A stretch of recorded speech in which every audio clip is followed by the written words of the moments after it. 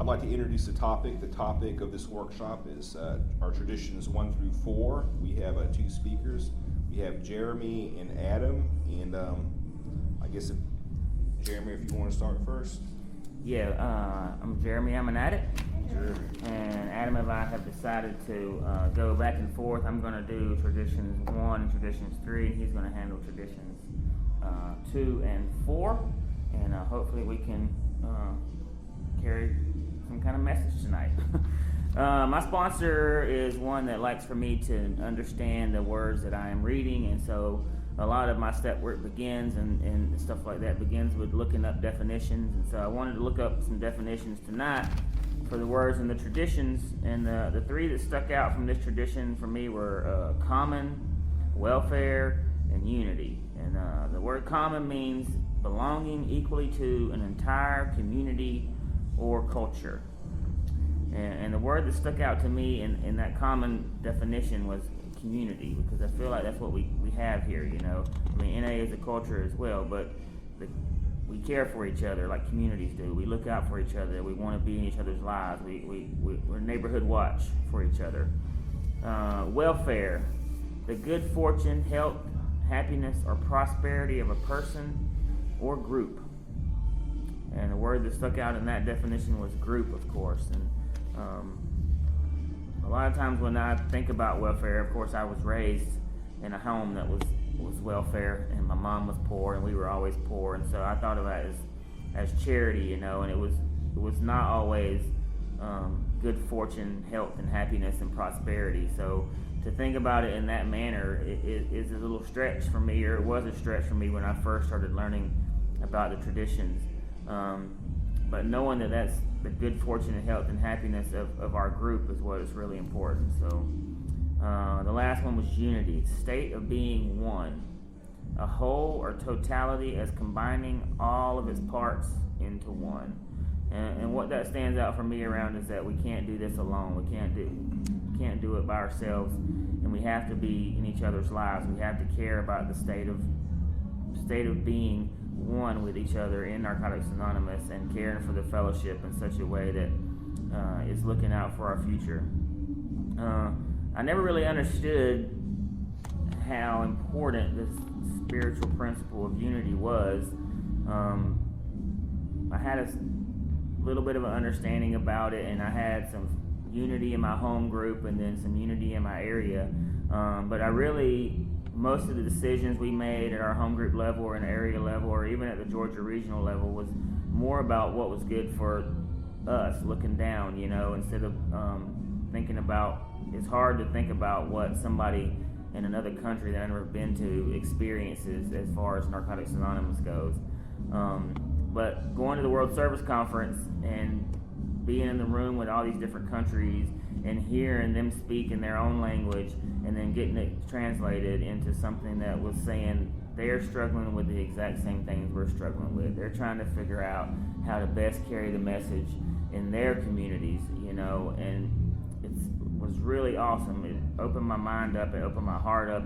It made me really understand what it's like to be a part of a worldwide fellowship. This thing is so huge that I can't even begin to fathom the amount of lives that it touches. You know, when I hear the statistics, I'm kind of taken aback, and it sounds unreasonable and it sounds far-fetched. But like the gentleman before, we were talking before the meeting, we were talking about the growth of the fellowship in Iran, you know, and Iran has its own thing going on, and I mean, there's like more addicts there than there are anywhere else in the world right now, and that fellowship is just unifying around each other. And so for me, when I think about unity, I think about that. I think about being a part, a cog in the wheel that is carrying this message for somebody else that may be here in the future, you know. The book says something about staying clean without other support is impossible, you know. I'm part of this men's group, and it has nothing to do with recovery, but the story does. The other night we were meeting, and we had to do a scavenger hunt, and there was like 14 of us that had to go out and do the scavenger hunt. There was like 4 things on the list, and we had an hour to do it. And one of the things was like, meet a stranger, all of y'all get in a pyramid and get this person on top of the pyramid like a man we didn't know, you know, because we're all about communicating with men and rolling them into our lives and stuff like that. Get inside of a car, inside all 14 of you inside one car of a stranger, help an old man across the road and stuff, just crazy little things like that. The reason I'm telling this story is because if I would have been by myself, going out and walking up to a stranger and saying, "Hey dude, get on top of my shoulders and I'm gonna take a picture," right? It would be almost impossible. I mean, it took the unity of the group to create those things to happen. We got 3 out of the things on the 4 list and we lost, and so now we got to cook a steak dinner for the other team that won. So it's kind of funny stuff like that, but it's what that meant to me is like everything that happens in my life plays out everywhere else in my life. So in this fellowship, the only reason that I'm able to stay clean on a daily basis is because I have people in my life that are willing to hold me accountable to the fact that I said I want to stay clean. I want to have this way of life, and there's a clear path that's laid out before us to follow. The book also talks about being part of something that's greater than ourselves. I listened to an accessibility workshop not long ago, and it was a woman that was disabled, and she was talking about how a lot of times there's meetings that aren't accessible to them, and fortunately, she said we should do inventories for our groups to see if our groups have that availability. Are we limiting the amount of accessibility we have for people? And I was fortunate enough to know that my home group does. We have an elevator that comes up to the 2nd floor, so anybody that's in a wheelchair or anything like that could get up there. But what I realized is going back is that wasn't part of our mindset when we decided to meet there. It was just this church will let us meet here, So thinking about being greater than ourselves, it's like I can't just be worried about what it is that is going to affect me and my little home group. Of course, we have autonomy. We can do what we want as long as it doesn't affect NA as a whole. But I don't have the capacity to determine whether my actions are really affecting NA as a whole or not, because I don't know what the ripple effects of choices like that are. I don't know if I chose to meet at 3 flights of stairs and no bathroom that a disabled person couldn't come in there, or if I chose to meet wherever. So it was a little bit of eye-opening there. I like to think of it as like operating inside of this kind of suck hole. The suck hole is this thing, it's like an upside down pyramid, and at the bottom of the thing is me, right? And if I'm only thinking about myself, I'm just whining around fixing to sink in this suck hole and fixing to go down the drain. If I start thinking about the group level and how I behave there, I'm out of that suck hole a little bit. I'm not in fear of going down the drain, and it's not scary, and if I can start thinking about my area and thinking about the region and thinking about how I am in the world, then I get higher and higher away from that suck hole, and it makes me safer, and I can be of greater impact in the community and in Narcotics Anonymous as a whole. So if I try to stay out of the suck hole, the better it is. The higher I am in the suck hole, the better it is for me. And there's a lot of stuff that coincides with that suck hole that has nothing to do with our fellowship, but it's like people that operate, like it talks about individual level, community level, worldwide, nationwide, and then mankind, and like people like Martin Luther King Jr. and Gandhi and stuff like that were operating at this super high level at the top of the suck hole where they could never down there, and that's pretty interesting to see those kind of correlations. I like what Laverne said tonight when she was talking about, she prays that there's not racial divides in the fellowship. I was raised in a small town, South Georgia, and there was definitely, you stay on your side of the tracks and I'll stay on my side of the tracks, and we don't mix and we don't play together and stuff like that. And then, so when I got clean, I was raised half-assed Georgia militia most of my life, it was like rebel flags and raising hell and calling people the N-word and all this stuff. And so when I got clean, we didn't like homosexuals neither, so it was like the first time I got sent to treatment, I went in a halfway house, and the guy that was leading the halfway house, they put me in his room, and he was a homosexual, right? So I'm sitting there in the bed just freaking out, like, oh my God, this dude's gonna try to rape me. I know he wants my ass. You know, it's just like so crazy, just so far in my head, because in my small town, like the people, that it's not like Atlanta, it's really small, and there's a bunch of division, but the homosexuals there were like way over the top because they didn't have any acceptance for them, you know?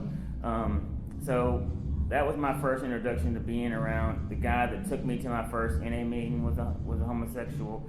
He ended up being one of my closest friends in life and was the best man at my wedding and stuff like that. So, you know, there's like a lot of growth that can be had in there. But the racial piece has been the hardest for me to get over, you know, because it was so shoved down my throat and ingrained into who I was. Like, it was like, no matter what, there was a little part of me that was just like real prejudice. And my daughter ended up mostly liking African American men or boys. Now she's only 19. And so I like railed against it, you know, from the time as soon as she liked boys, she started liking brown boys. And I was like, fuck that, can't do this, that's wrong, shouldn't be doing this. And like, this is with multiple years of recovery, and that hatred and that prejudice was still there. It was just ingrained in like who I was, and I couldn't get over it, and I couldn't for the life of me figure out. And I prayed about it, and I tried to work steps on it, and I talked to my sponsor about it, and talked to people about it. I talked to other men and women that were in interracial relationships to figure out, because I was like, I blamed it on, instead of me not being acceptable of it, was that I didn't want her to feel judged by the rest of society. You know, I tried to take the high road on it, which it was really, I didn't want her doing it, you know, and I don't have no control over her. But what's really cool is that, like, people love me anyway, you know. I mean, when you tell somebody that's African American or a different color than you that you're a racist bastard and you wish you wasn't, like, the love that they showed me is like unfathomable, you know. They're like, we'll just keep loving you until you figure this out, you know. This isn't who you want to be. It's clear that it's not who you want to be. And then lo and behold, my daughter has a baby that's mixed race, you know, and like, this is the screensaver on my phone. Like, this baby,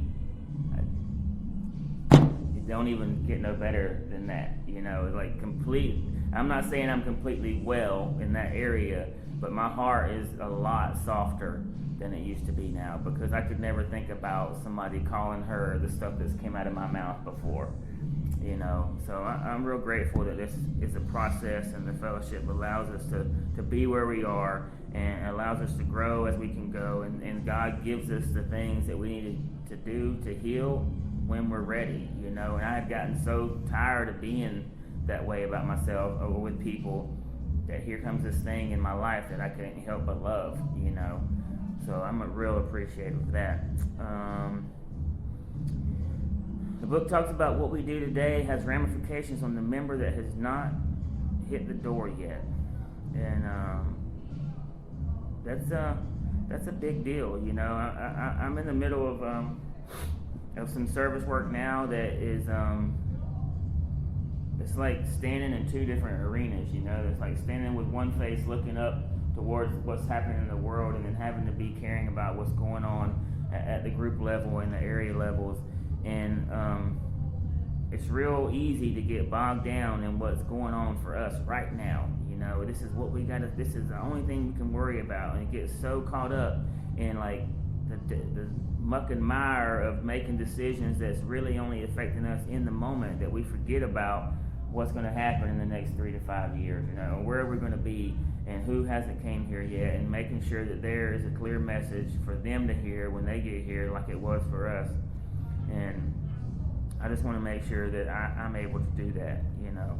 And the best way for that for unity to flow from my heart is when I'm in God's will for me. You know, there's no such thing as being in God's will and not being in unity with the fellowship, you know, because God created this thing for us.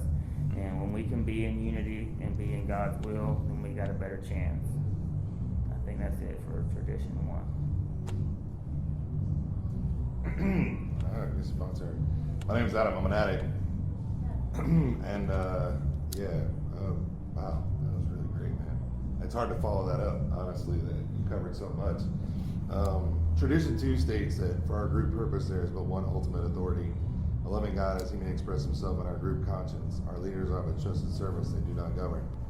And it's so funny because, like, when I think about this tradition, I mean, I was like, oh, I fucking know this tradition really well. But I really focus on our leaders are not, our leaders are but trusted servants, they do not govern.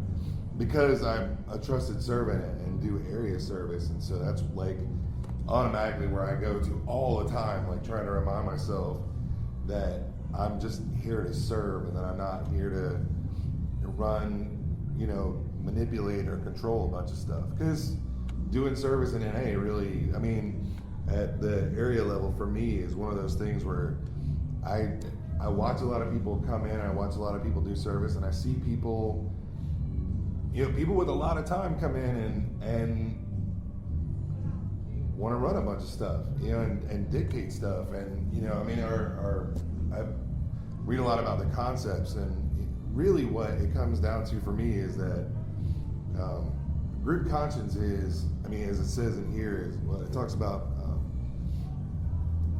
our, like, group conscience is essentially the same as, is based off of like what my own personal relationship is with my higher power. So if I have a good relationship with a higher power, then I bring that into the group.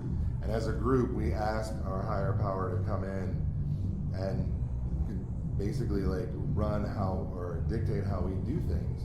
And so at our area, sometimes things will get really heated, and people, we have like these discussions about like things that, don't really seem that big, but we'll have this discussion about like, well, it should be this way and it should be that way. And people will get really heated over whether we should do it this way or whether we should do it the way that they've done it for 20 years and the way that we do it in Atlanta versus the way they do it, the way that we did it somewhere else that I was at. And, it'll get kind of heated, and I really appreciate that, someone will usually call for a moment of silence.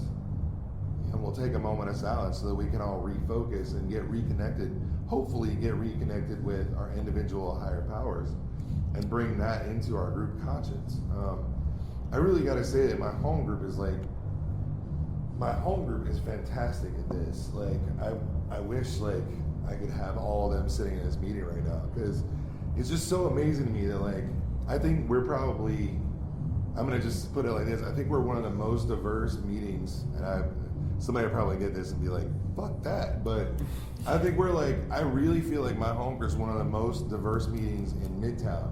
And not because we have black folks and white folks, and I mean, we have that. We have black folks and white folks and gay folks and straight folks and people with time and people who are new and men and women. I mean, it's just, there's a little bit of everybody. But what I feel like, why I say it's so diverse is that we have so many people with so many different kinds of experience, who come in, like people who've been to college, people who are new. We have people with a lot of time in the program who've been around and who've helped write policy, who've helped write the traditions book, help write the basic text, to, like someone who has less than 30 days, and it's amazing when we sit down and we talk and we start to like read traditions and we start to talk about these traditions, because you'll hear all these different perspectives on it, and yet like it comes back to this sense of love that we have for each other, that we can agree, we can disagree, but at the end of the day, we all really like love and respect each other at like where we are, even if we have like differences of opinion.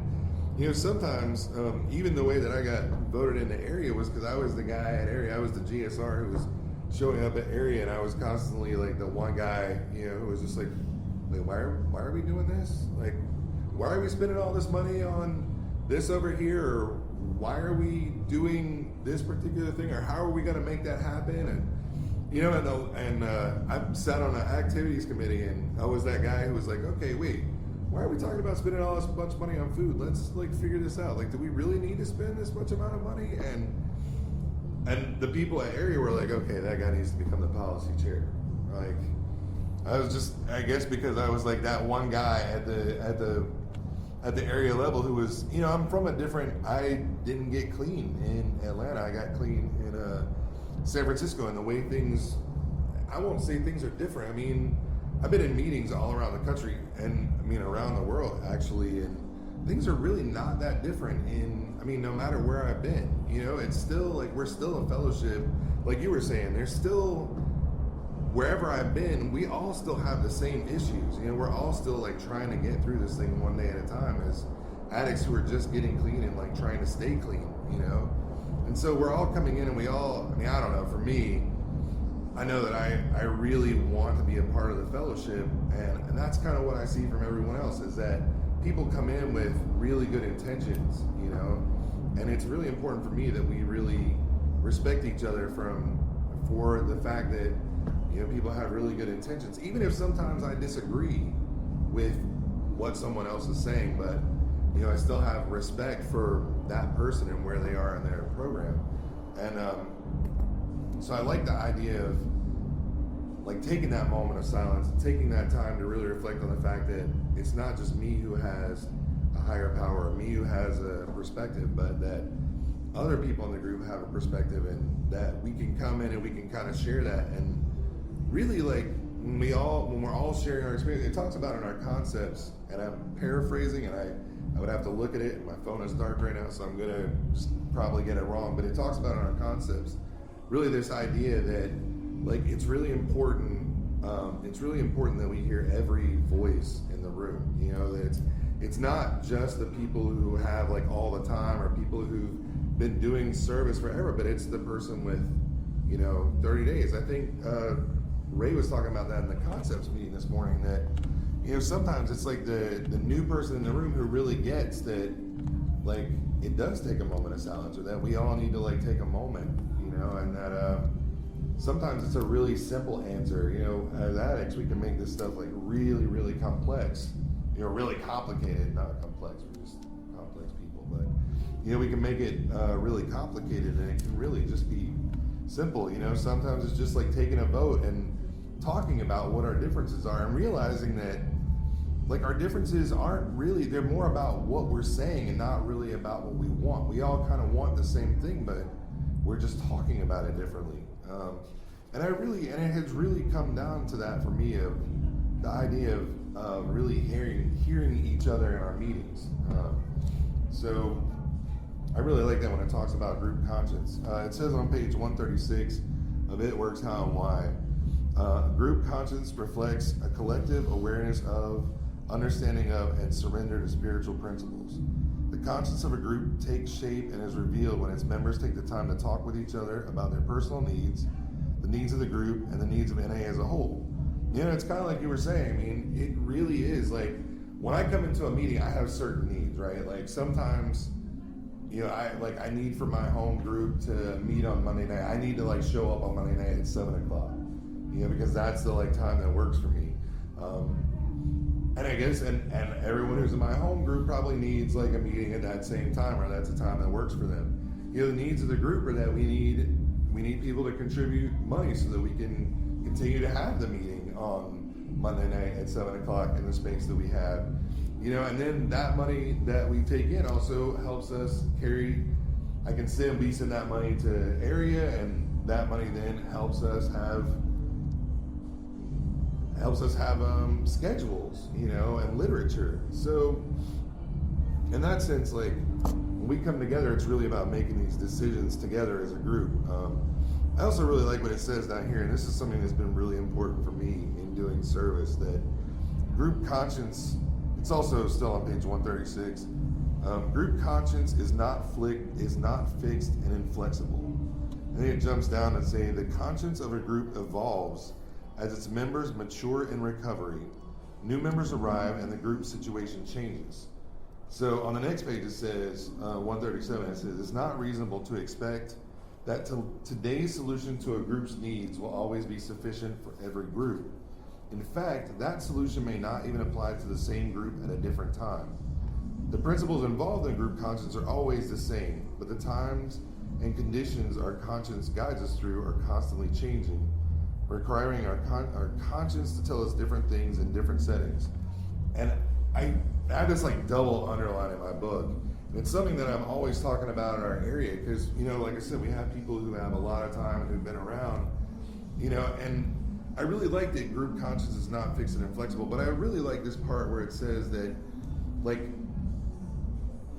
that the solution may not apply to the same group at a different time. Because hopefully, if I'm coming in and we're coming in and we're all working a program and we're all like taking the time to like work steps and talk to our sponsors, hopefully my needs change. Hopefully like what I'm working on has changed, and hopefully other people in the group, what their needs have changed. And so to expect that because we did things this way at one point in time, you know, we've had new members come in, we've had people move from new areas, you know, and it's really important to me that like our group conscience and our area, that we be really flexible and allow people to have new ideas, you know, and to be able to express those ideas and then take them in and maybe make some changes, you know, because it's not that NA in Atlanta, NA around the world is not the same as it was when we first got started. You know, somebody was sharing earlier today that somebody and I were talking about after the meeting. They're like, you know, I haven't been to a meeting where anyone's like thrown chairs, you know, where like there's been a fight like break out. I mean, I've seen some like pretty big arguments, but I haven't seen a fight break out in meetings. And I've heard that like it used to be like that in, you know, and I've heard like my sponsor talk about that like it used to, people get like riled up and would get into fights and throw chairs and things. And, you know, it's just not like that anymore, you know? And so I really appreciate the fact that our, you know, our traditions even give us this information right here to allow for us to change. You know, not that, like it says, not that the spiritual principles change. The principles involved in group conscience are always the same. But the fact is that we're changing. And now, like, I was sitting in a meeting the other day. In fact, my sponsor's home group, their group conscience decided that, you know, no cell phones are allowed during the meeting. You know, and you know, like that's tough. I mean, I know people who are like, I gotta have my cell phone. You know, but I mean, that was their group conscience. Their group decided on that. They also decided to only use 2 readings for their meeting instead of reading all the literature. You know, and so I was like. So, I mean, that kind of gets into tradition 4 a little bit, but really, I mean, it takes a group conscience to make these decisions, you know, and for people to come together and figure out what's going to work for that group, like what time they're going to meet, how much they're willing to spend on rent, you know, but I mean, even more than that, like how to support each other too, you know, I mean, and that's really kind of the great thing. And, you know, like I said, I really appreciate the fact that the literature even says that we're going to change, we're going to grow in our recovery, and that our needs are going to change, and that, you know, as an addict, I got to be, with time, I still got to be open to change. You know what I mean? Like, isn't that the theme of the whole thing? The, you know, the rivers, riding the rivers of change. I mean, like, I got to be open to change, you know, and as an addict, I want to keep things the same. You know, I'm like that guy, a friend said, who's like I go to the same coffee shop all the time. Like, she knows, she's like, I know where to find you. You're either gonna be at this coffee shop, you're gonna be at this restaurant, or you're gonna be at this meeting, you know? And I was like, yeah, it's because like, that's comfortable for me, you know? And so the fact is that like, I don't like change, you know, but I gotta be okay with it today, you know? And I really like that our literature talks about that and makes that okay, you know, and allows us to have that. So anyway, I think that's all I got on, oh man, I can talk so much more. I don't want to talk too long, but I do have this underlined in my book. So on page 139, it says, when we ask members to serve, we don't set them apart as being somehow better than the rest of us. Leadership in NA is service and not a class of membership. And that for me is also like really important. Being a trusted servant to me is that I'm not, just because I have a certain amount of clean time or because I've lived in different places doesn't put me somehow better. It doesn't put someone in a different class. You know, it really takes all of us to keep things running around here. And so, you know, I really appreciate that, you know, we can all show up and we can each do service in our own ways. And so that really kind of comes back to the whole, you know, to anonymity, you know, that we're all equal in this fellowship. And we all have different opportunities to do service. And hopefully the service that I'm doing will set an example for someone else who's coming after me. So with that, I'm going to shut up and turn it back over to you. All right. I have been in one of those meetings. Actually, my very first area meeting ever is in North Atlanta area, and I saw 2 grown men. One of them was about 6'4", the other one was about 4'11", and the one tall one was like holding the dude back like the big bully did in like kindergarten, and dude was trying to swing at him, but he couldn't, and I was like, hell yeah, I'm coming back to this place. I was still unwell at that point, so like any kind of chaos or any kind of outlandish shit I wanted to go be a part of, so like I'm in the right place. Fortunately, they ended up apologizing to each other and making amends to each other, so they have some clean time now, and especially one of them is with 35 years or something like that. Wow. Tradition 3 is the only requirement for membership is a desire to stop using. The 3 words that stuck out to me the most in there was requirement, membership, and desire. And requirement was defined as that which is required, a thing demanded or obligated.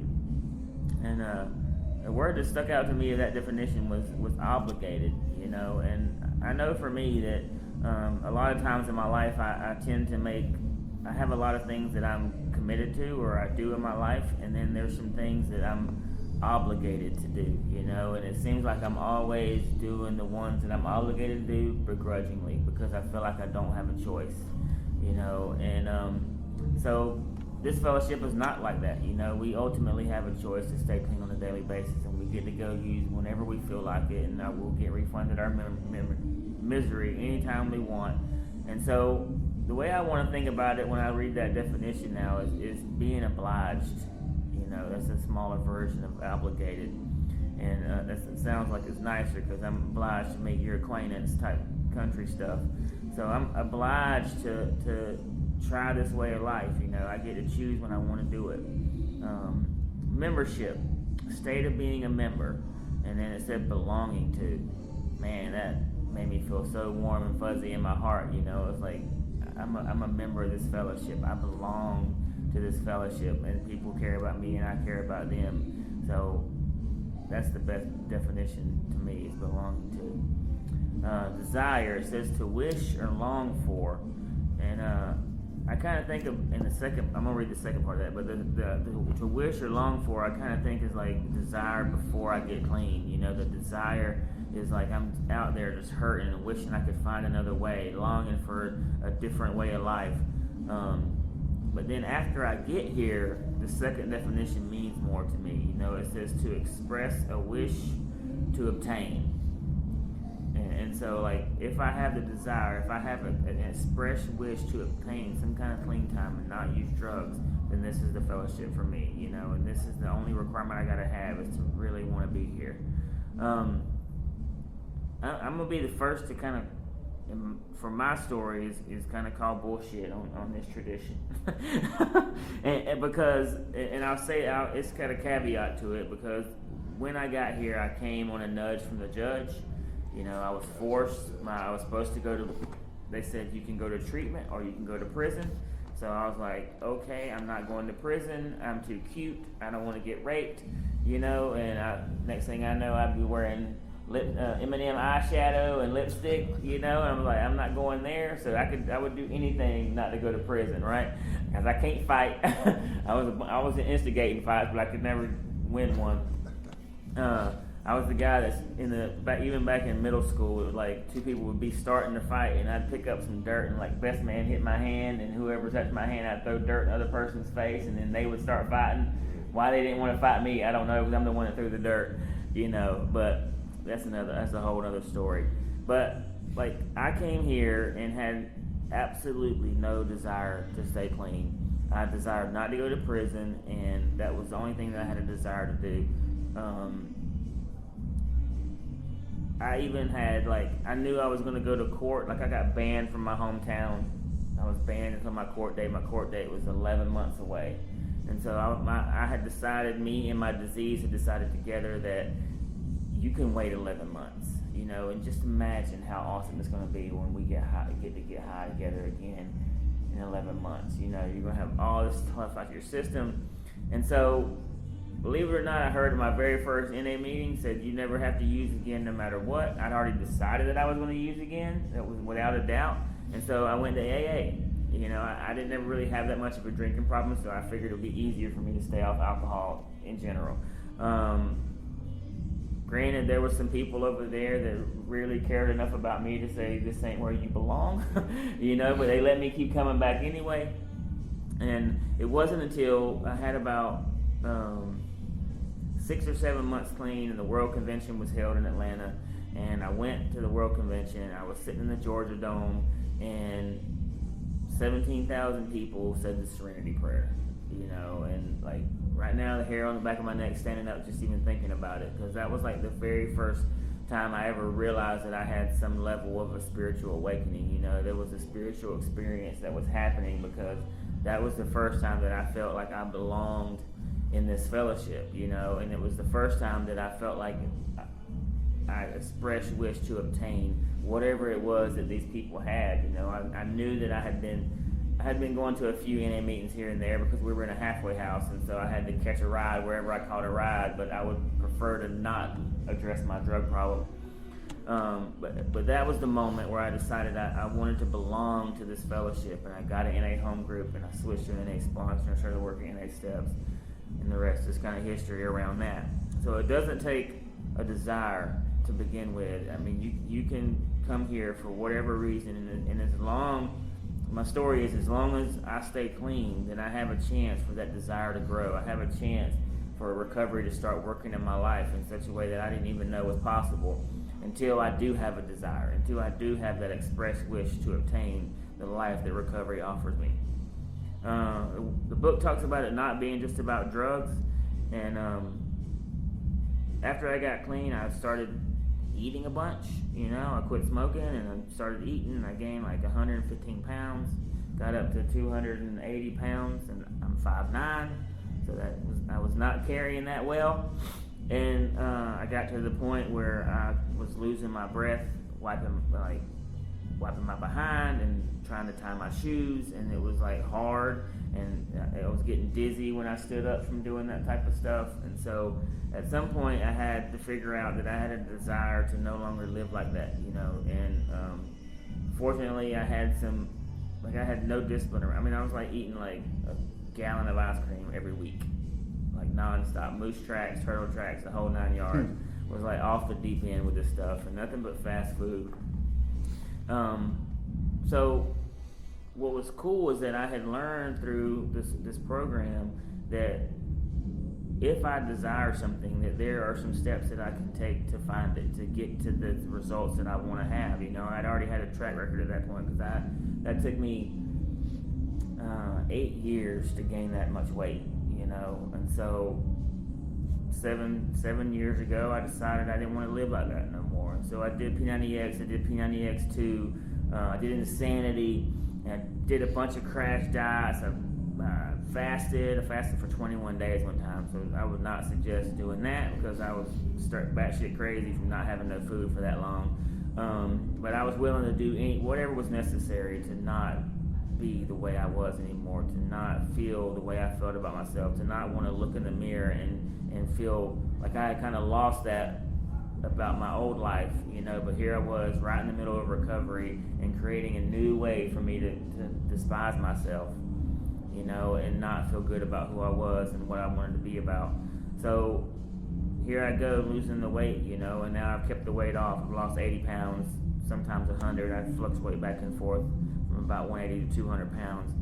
And my life has changed around that. It's like I can do anything I put my mind to in this program. So it was really, really cool to have a desire and then have some actions to follow and then see the results, and anytime I can do that in my recovery, it's really good.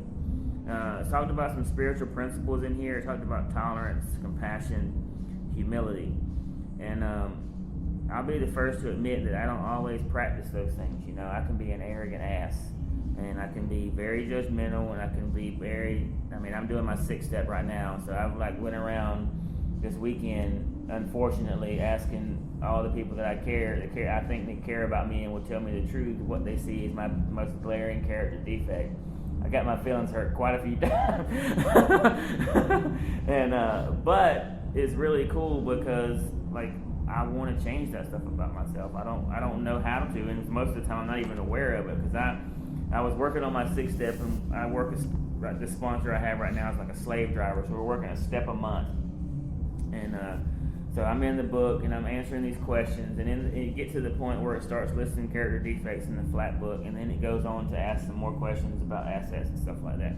So I write down, I had like 9 or 11 different character defects that I knew about myself that was always working on. Prejudice is one of those things and stuff like that, being judgmental, always wanting to be right, this and that.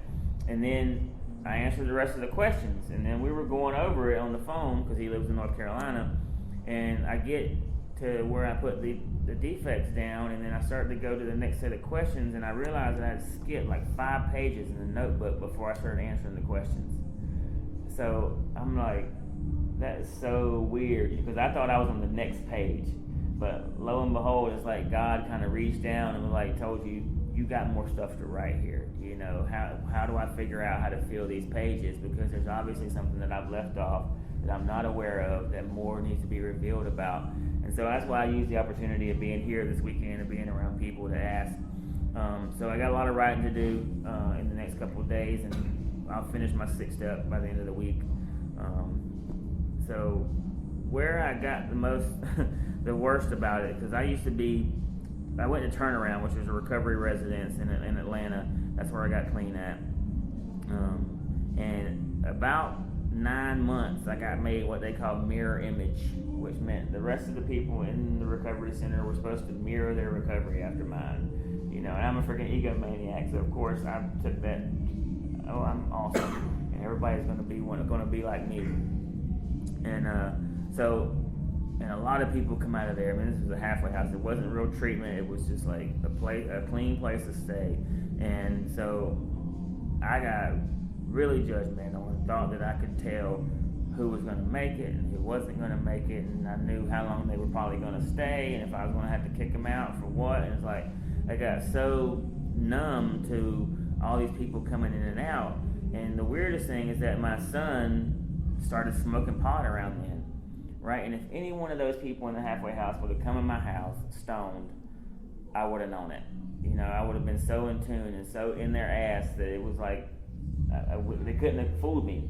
My son was getting high for like a year and coming in my house stoned every night, and I had the thought didn't even cross my mind that he was stoned. So I was like so oblivious, and it was crazy, but I judged a lot then. You know, I made my mind up about a lot of people, whether they had the real desire to be there or not. I didn't have the same understanding of desire that I have now. You know, if I believe that if you didn't do everything that it was humanly possible for you to stay clean, then it was evidence that you didn't have the desire to stay clean, and that's just not the truth. You know, some people can be sitting there using and really have an honest desire, like they used to say, to stay clean, and they just can't stop. So I'm grateful for my time in Turnaround. I'm grateful for the service I was able to provide there. I mean, me and Tiffany both worked there and lived there for rent-free for our service. And I mean, I was around newcomers like that for 3 years. You know, I got mandated to that halfway house for 3 years. When I went to court finally at 11 months, I decided I was going to stay clean. I was in Narcotics Anonymous. I was working steps, and then lo and behold, God saw fit to like put me there for three years, mandated. So I didn't get a chance to leave. I didn't get a chance to run. I didn't get a chance to go use at that year mark that I was planning on, even though I'd kind of moved away from that notion.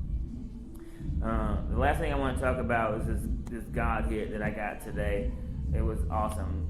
It was after the afternoon speaker, and this dude walked up to me and he was like, "Don't I know you?" And I'm like, maybe, you know. I was like, we know a lot of people here, and a lot of times we're saying like, hey, I remember you, you know, from whenever it was.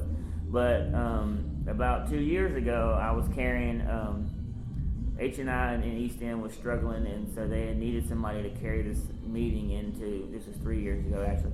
Meeting, because he's got 3 years clean now. Meeting into the Rockdale House for Men. And I work from home, so it was easy and it was Monday mornings at like 9 o'clock, you know, so they were like trying to find people to do it. And I was like, listen, I'll fill in for a while. I was like, I work from home, I can do whatever I want, I can go over there anytime. And so I started carrying this meeting in the Rockdale House for Men, and I tried to do a lot. I did a lot, like every other week, every once a week we were doing traditions and we were doing steps, and I was doing my best to kind of like educate these people in there because they were new and were just fresh off the farm, you know. But this guy walked up to me and I was like, he said, "You used to carry the meeting in the Rockdale House for Men, right?" And I'm like, "Yeah." And he's like, "Dude," I just celebrated 3 years clean.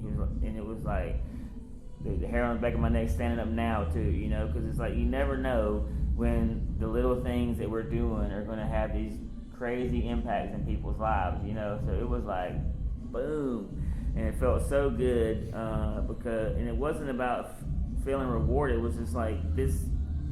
Maybe I was a little piece of this dude staying clean, you know, this long. So I was real proud of that moment, and I was glad that he was here. And like, I remember doing that to a couple of different people. Like, some people said some stuff early on in my recovery that really impacted my life, and maybe a year or so later I let them know, you know, and it felt the same then. So I appreciate this program, and I appreciate Tradition 3, and that we only got one requirement, and it's a desire, and the desire can be just about anything, you know, and I have it today, so thanks. Tradition 4. Each group should be autonomous except in matters affecting other groups or NA as a whole. And I don't know, this to me is like probably I just am like, it's pretty straightforward, you know. Boom, done. Like, it says it right there. You know, people all the time come up and are talking about like, oh, our home group can do whatever they want. You know, like, we can do whatever we want to in the meeting as long as we're not affecting other groups or NA as a whole. And so they're like, we can just kind of like, I don't know. I just always feel like I hear people talking about how, I mean, it is true. Each group is totally autonomous, but it does say that in matters affecting other groups or anything as a whole. And so when I was reading this whole thing, what I got from this was really that a lot of times it's really easy to think that because like I go to my home group on Monday night and I go to that meeting, that, I mean, what we do in that meeting doesn't have an effect on the rest of NA as a whole or other groups. But then in reading this whole thing, it says like right here on page 154 of It Works How Why, it's like, since most groups are not directly connected with each other, we might think that whatever happens in our meetings has no effect on anyone else. And I gotta honestly say that's kind of the way I thought about it. I'm like, oh, whatever we do at my group on Monday night doesn't have an impact on anybody else. But here's the other side of that, is that where we have our meeting, my home group on Monday night, that is one meeting, one NA meeting in that location. But there are other NA meetings that happen there. There's a Saturday noon meeting. There are other meetings that happen at other nights during the week. You know, and so it's really important that, you know, we remember, you know, it says like right here, it's on page 155, it's also important to consider how we're viewed by society. You know, if it goes down, if our behavior as NA members is still destructive and selfish, we'll once again have difficulty meeting openly. So, like, if my group, like, if we come out and there's like these rules at the place where we have our meeting where, you know, like, please, it's like you had to step outside the grounds to smoke, like you can't smoke inside a certain area. You know, we have to like clean up after a meeting. We have to make sure that everything is, you know, put away. And, you know, it's easy to think like, oh, okay, well, it's just my group. If we screw it up, it's just us. But the reality of it is that like there are other NA groups there. And so people assume like, okay, you say you're Narcotics Anonymous, they're Narcotics Anonymous. You know, we're all addicts. I mean, we're going in there, and people who go to my home group go to other meetings at that same location. And so if we do something to mess up our reputation or to cause problems at that particular facility, that could cause us to lose all the meetings that happen at that one place, you know? And it's not even just that. I mean, it's even like how we're viewed in society. I mean, I was, you know, we talk about it all the time that like the stigma of being an addict is one of the last things that we lose, you know? And so just the fact that we call ourselves addicts, you know, already, I mean, I think I don't know, this is just my take and my own personal opinion that, like, I hear people talking about like, oh, I'm an alcoholic, or people go to AA, and it's like this kind of like I don't know, for me, it seems like this kind of like socially acceptable thing. You know, everybody's got like a friend who goes to AA or knows someone who's in AA. You know, like, oh, he's an alcoholic, you know, alcohol's legal, so, you know, it's no problem.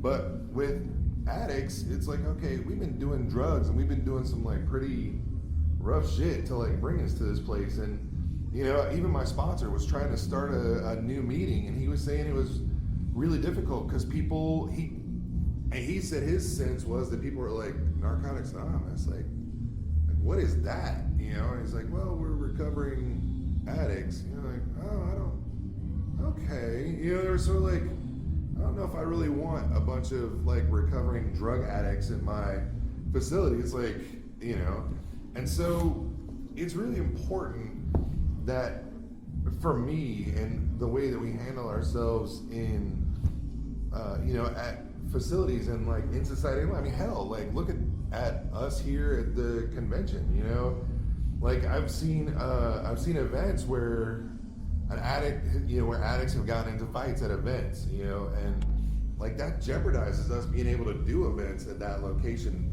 You know, but I mean, just think about it. Like if they had to call the police here tonight, you know, because two addicts got into it, or somebody got shot, or somebody got stabbed, then that's going to go on the news. Like, hey, like there was this Narcotics Anonymous convention and somebody got shot, you know? And so it really is important that like what we do in our individual groups is not just like us. It's not just me and my home group or whatever. It's really, you know, we're still all connected to the fellowship, you know, like, and what we do in one home group can have a big impact on how we're viewed by society and whether or not we're even able to like meet somewhere. It talks about that of, you know, it used to be that, you know, addicts couldn't even meet openly. Like we finally got into a place now where we can actually like meet out in the open. But if we, you know, if we fuck around and like screw some shit up, then, you know, it might have to like meet in secret, you know, and I'm just not really down with that. I just kind of want to wrap it up. Hey, it kind of says it right here, page 157. Any decision that we make as an autonomous group ought to be founded first in our common welfare. And although we are autonomous, we offer our loving support to other groups by attending their meetings and offering to help. NA meetings thrive when groups look beyond their immediate needs to offer help to each other. So I don't just go to one NA meeting a week. I don't just go to my home group. I go to a bunch of different meetings. And whenever I'm going to other meetings, I'm always like looking out to like see like, okay, like, do you have a meeting on Monday night? You know, like come to my home group. Like, I mean, seriously, at area, you know, just like you guys should like come out. We're always talking about how this group might be struggling, you know, and I'm like, well, we can just get like home groups to like go visit other groups so we can help each other. So, you know, I mean, it's not just about my home group is doing its thing and like screw the rest of you, you know, like it really is like we have an opportunity to support each other in this fellowship, you know, and like I just think it's great that like, you know, it's really good to like not just pass over this like, oh, we're autonomous, we can just do whatever we want at that particular meeting, because I mean even the things that we do affect other groups in our area and, you know, our reputation as a whole. And so with that, I think I'm kind of like done. I just want to say like I'm really grateful to, you know, to Gretna and for having asked, you know, asking us to come and do this and to like talk about traditions, which I think is just not a very popular topic. You know, I mean, seriously, I don't think people are like, hey, I want to go to a traditions workshop, you know. But it's still an honor to be asked to like come and speak on something, you know. Like my sponsor was like, yeah, that's like some serious recovery right there. Like when you go talk about traditions, like that's recovery. Like you've been around, you know something. And I was like, yeah, I don't really know anything. I'm still like learning this shit, like, you know, one day at a time. So I just keep coming back, and you know, it's just really great to be here and really great to be a part of the whole convention. So just want to say I'm just grateful to be here. So glad to be here. Thanks, guys. Yeah, the police wasn't called, but the firefighters did get called because we set the bushes on fire at Marriott. There you go. There goes they were like, it was like a brush fire too. It went off so fast. Oh shit. There you go. Somebody threw a cigarette butt in